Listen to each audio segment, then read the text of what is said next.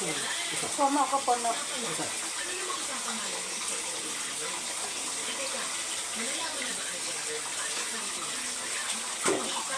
Masabunan ko kasi yun. Isa pa.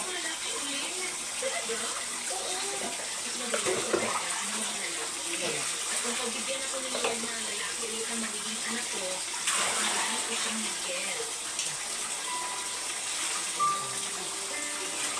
Matapos ang anuncio niyon ni Glenda ay hindi nagtagal na karoon din ang laman ng tiyan at nagbuntis ako pakalubo.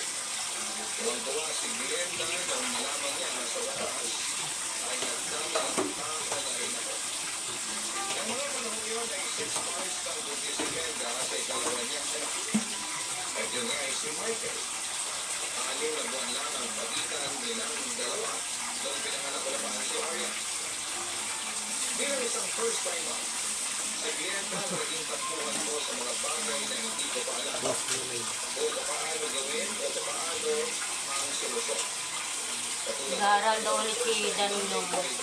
Inaano yung card, ewan ko lang kung nasa akin. Mag-aaral daw siya. Ayaw daw niya gayahin daw isa sa inyo. Sabi ko, ikaw na. Ang alam ko, wala pa binigay sa akin card eh. Ang binigay lang niya yung picture. Mahirap ang maging solo magulang, lalo na kung mga panahon yun. Ay mag-isa lamang ako nag-aalaga sa anak ko. Napakipatay mo. Kaya naman ako ng pasasalamat ko kay Glenda dahil hindi niya ako iniwanan sa nag-aalaga sa unika ika ko. Sa mga sumunod na taon, tuwing may okasyon sa bahay, ay laging dumadaan doon si Glenda kasama ang mga anak nito. Playmates noon sina Arya at Monica. Siguro yun ang naging dahilan kung bakit nahulog Siguro ang may loob nila naipon sa na po isa't yun. isa. Dahil pagkakilala na sila simula sa bata pa. Iniwan namin ni Glenda ang Ewan ko lang kung namin mag-aaral yung mabait ng isa ko kapatid. ng pag-ibig. Pagalan ko siya. Jackpot na ako dahil anak ng best friend ko ang naging boyfriend niya. Na nakakasabi. Pero hindi rin pala ganon kadali. Ang pagkakaibigan namin ni Glenda ay humarap sa panibagong problema. Noong nagkaroon ng unang pagtatalo, ang mga anak namin papadudot.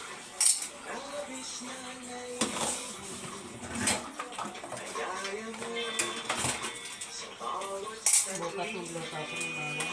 Konti na lang bawang na yan.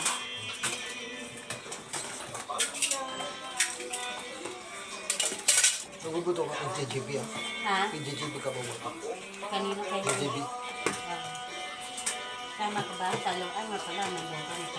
Maga ko bukas ko. JGB ha. Pili mo TJB. JGB. Sulat mo. Para gayahin. Ano yun ko, ganunin ko. Sulat mo. Makalimutan ko. Mabait. Kasi mabait ba yun? Oo. Sa Lunis. Sabi yung driver naman daw ako sa Lunis. Ha? Lunis. Pero Oo. Bukas talaga ako. Kaya bukas magluto na ako bawang. Tapos maga ako maglinis sa Lunis. Kahit hapon na kami uwi nito. Kaso sabi, baka mag-iwan. hindi. Bukas ito nga na sulat. Lunis pa rin. Lunis ang butuhan, di ba? Oo. Lunis din ang ano niya. Lunis ang doon. Lunis ang isang collection. Oo. Lunis ka rin din. 12 ang lunis.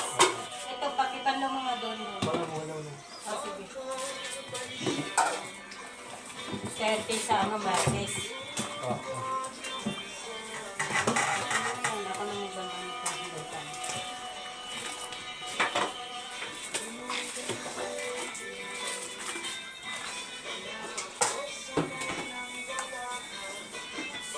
Ang busy tumais yun, ito lang.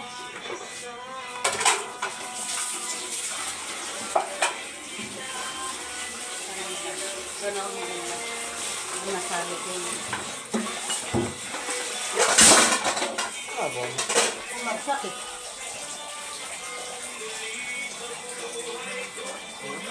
Hindi kung pinutin. Dumilaki yung baso ni nanay. Oo.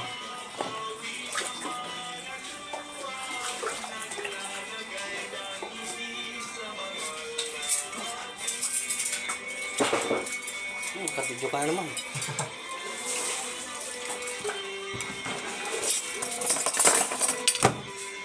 Mamaya hapon mo tayo luto. Kita mo na. Mamaya ako. Kala ko babalisan. Sabi niya, huwag ko lang mapalipay. Eh kung kukunin niya tanan, eh, ibig sabihin, alam mo na.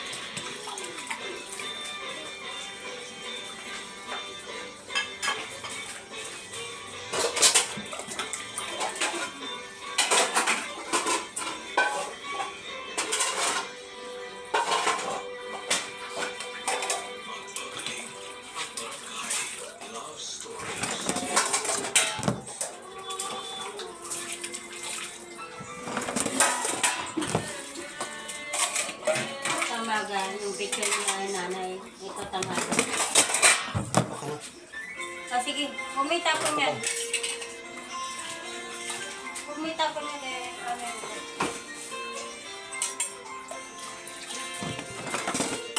Pinagsan ko kasi ito.